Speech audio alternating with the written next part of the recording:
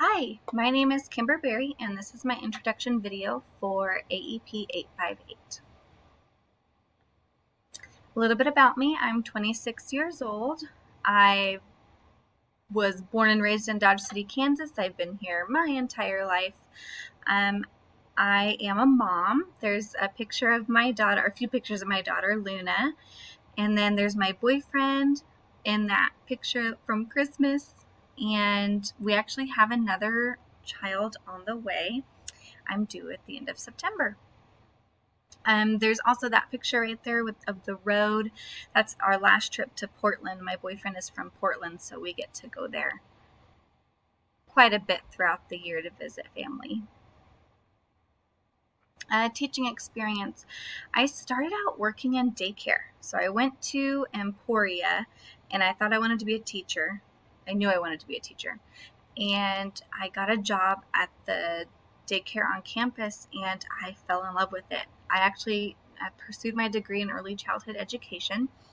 And when I moved back to Dodge City, I began teaching second grade, and I've been in second grade for 5 years now. I love it. I would like to change eventually. I think I want to go back to those younger babies. There's just something different about working with them. I have my ESOL certification, and right now I'm working on my master's in ESOL. I completed my bachelor's through Hayes, and like I said, working on my master's right now. As for a leadership role, I don't think I'm the person to be like an administrator. It's not really for me. I might be interested in becoming an instructional coach, but that's probably as far as I will go. For data analysis, how does my school use data? We gather data in tons of ways. Here's some. So we do parent surveys. We always do those during parent-teacher conferences. They're anonymous. We just want to know how our school's doing. We have behavior data to help us sort kids. Observation and evaluation data of students and of teachers. State assessment data. We do FastBridge, which has a reading, a math, CBM, nonsense words, amongst a slew of other things to test for. And then we use the QPS in the past quite a bit. How I use data in my classroom. So this summer I actually got to be, what's the word? Pregnancy brain. A presenter. There we go. I got to be a presenter for an institute, a summer institute that my district put on, and I got to present Tier 2 and Tier 3 instruction and planning. So I got to show people how I use data and help people understand some of the ways that our district uses data. So I use data in my classroom for planning and reteaching. Best way, I've got to know what my kids need. I use it to sort into groups. So here on this slide, you'll see two separate pictures. The first one with the bright green, that is actually the PAST. The PAST is a phonemic awareness assessment. And I have it chunked into 3 different groups. This was my Tier 3 group. I got the lowest second graders this year. All those students they were tested on the PAST. And for phonemic awareness, we figured out where they were, and then I sorted them into groups.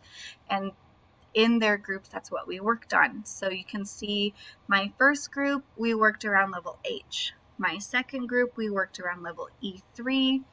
And my third group, we worked at level D1.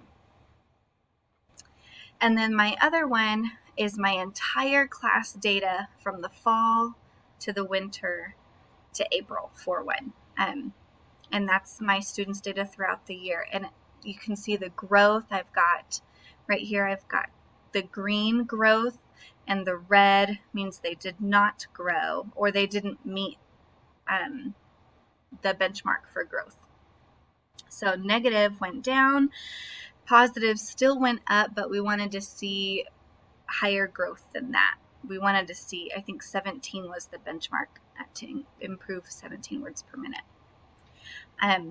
Over here I wrote, so we test for math. We do a math. There's fluency on there, and there's a math comprehension, so we use that data to help us sort kids into groups. I also use a math app called Prodigy. It's a game the kids love to play. I use that to help sort into groups as well. For reading, we do the A reading, which is comprehension overall reading score. When they take that test, it starts off with a question, and if they get it right, the questions get harder. If they get it wrong, the questions get easier. So it really helps us figure out where our students are. And then a CBM is how many words per minute they can read, their fluency. And we use all of that data to put our kids into intervention groups, tier groups, and then we go from there. I'm looking forward to learning more in this class, data analysis and assessment. I'd like to find more ways to use data in the classroom. I also want to figure out how to gather data without so much testing. I'm not a huge fan of testing all the time. So data's our friend, over testing is not. Thanks for listening to my video.